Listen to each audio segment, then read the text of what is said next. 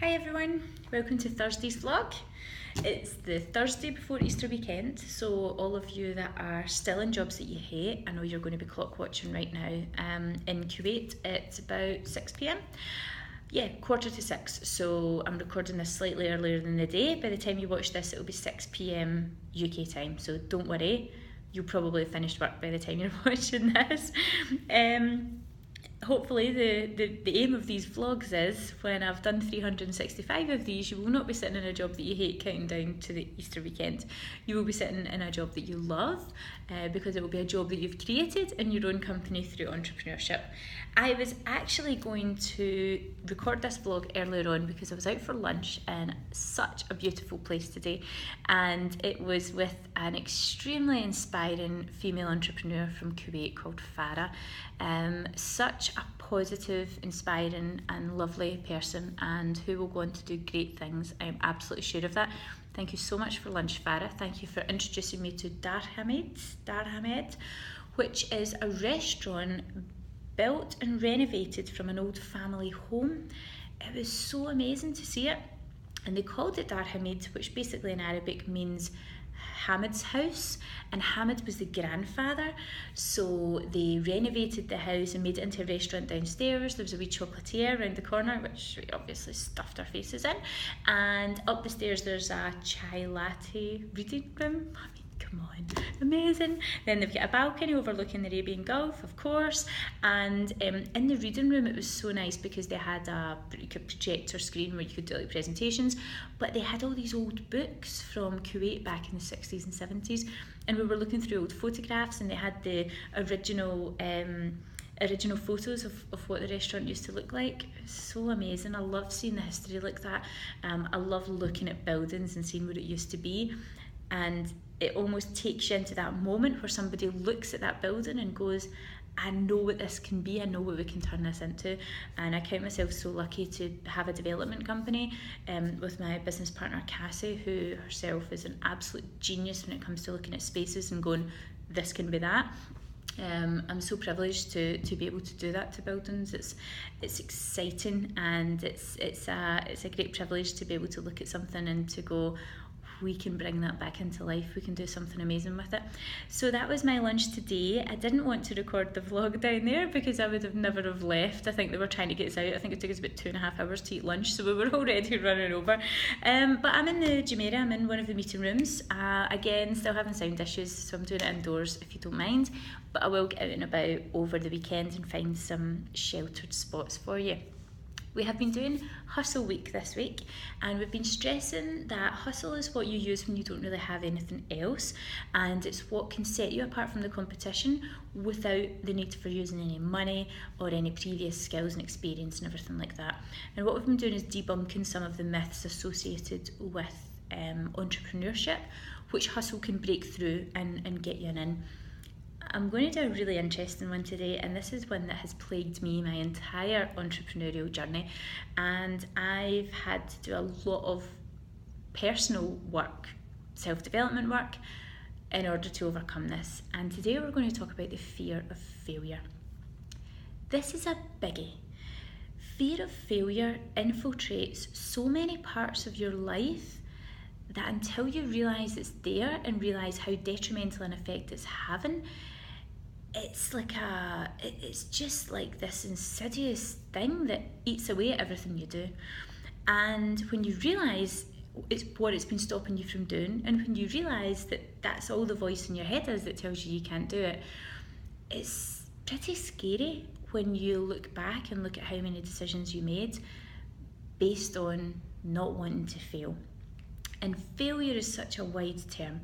We use failure to describe when a journey you're on, or when a process you're on, or a task you're on doesn't work out the way you want it to, right? And that's probably as standard a definition as you're going to get. You fail in achieving a certain goal. But that's not what the emotional attachment to the word failure is. When you hear failure, you think of homeless and, burnout and dropouts and, unsuccessful people and people who've failed at life. You hear failure and you just think, oh, I don't want to be associated with that at all. That's that's ridiculous, to go from not achieving a certain outcome to being a really horrible person that nobody wants to have anything to do with. That's a big jump that your mind makes. But we make it. And it's because we're almost programmed, yes, to care what other people think, but we're programmed to fit in with the crowd. We're programmed to not do anything too crazy, don't do anything too wacky, because as soon as you start climbing up, you're going to get pulled back down. And it's safer down here. It's cosy down here. Everybody's got the same problems. Everybody moans about the same things. People want you to stay down here, and you kind of want to stay down here as well, because it doesn't require a lot of effort. So failure isn't just about not achieving a particular task. Failure is about losing your social standing. It's about looking like an idiot in front of your friends, your neighbours, your family, being embarrassed, all these kind of things. But there's also another type of failure, and that's the failure which comes, I'll try and talk this through very slowly because I have a habit of saying entirely the wrong words. A lot of people want to start a business, and a lot of people think, I would love to start a business. I would love to start a business if. And where the if comes in is there's a tiny, tiny voice in the back of your head that tells you you're not enough. You're not good enough. You're not experienced enough. You're not rich enough. You're not pretty enough. You're not personable enough. You're not enough. And everybody has this voice. And some people choose to listen to it a lot. Some people have successfully managed to drown it out. And the fear of failure comes in when, if you veer off course and actually come up with an outcome which you didn't intend and it's perceived as failure, it's caving and having to admit to yourself, or the possibility of having to admit to yourself, and the fear of having to admit to yourself that voice might be right. And that stops so many people from doing so many things.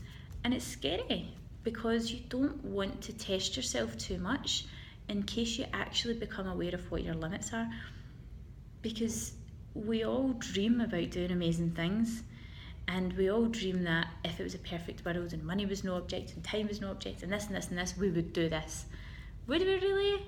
It's easier to sit in the ground and dream about it, and it's easier to sit and plan it and to talk about it, but to actually do it leaves us wide open for criticism or internal criticism, and for external criticism as well. And I think that's what stops a lot of people from making the leap. Now, I have mentioned a lot of quotes. I have butchered every single one that I've mentioned. Today's quote is so important that I've actually googled it on my other phone, so that I can read it out to you, okay? This is a quote that I heard, and it completely changed my views on failure. And it came at the right time, where it just gave me the impetus to do a certain thing that I needed to do. I'd already set up the business, but it was something else I was scared about going after.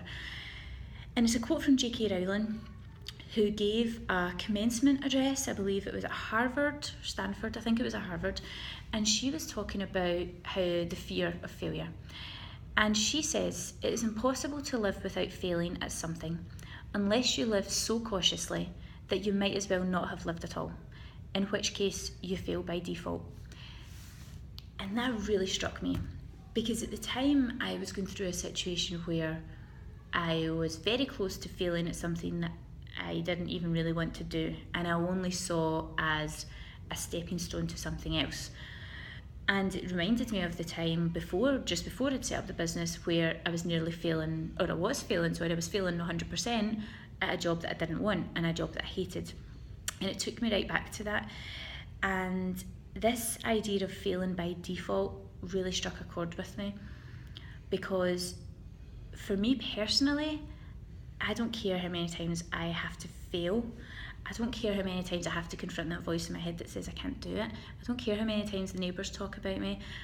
I don't care how many times people look and go, oh God, why did she do that? What I care about is in 20 years' time, or 30 years' time, or 40 years' time, when somebody asks me about my journey, I care about not having to turn around and say I wished I'd done that, or not having to have a regret about something that I didn't do. and not having to explain to my children or somebody else's children, or my nieces and nephews, that I had this opportunity and there was a time in my life where I could have done something good and I didn't do it because I was too scared of failing and I was too scared of looking like an idiot. How is that going to translate in 20 years' time? Who's going to care in 20 years' time? Who's going to care if you made a mistake, if you fell flat on your face? I failed at enough things that I didn't want to fail at. I might as well fail at something that I believe in 100% and that I'm going after 100%. So I want to leave you with that. I'm going to read out those words of J.K. Rowling again because I think they're a really good way to end today. It's impossible to live without failing at something unless you live so cautiously that you might as well not have lived at all, in which case you fail by default.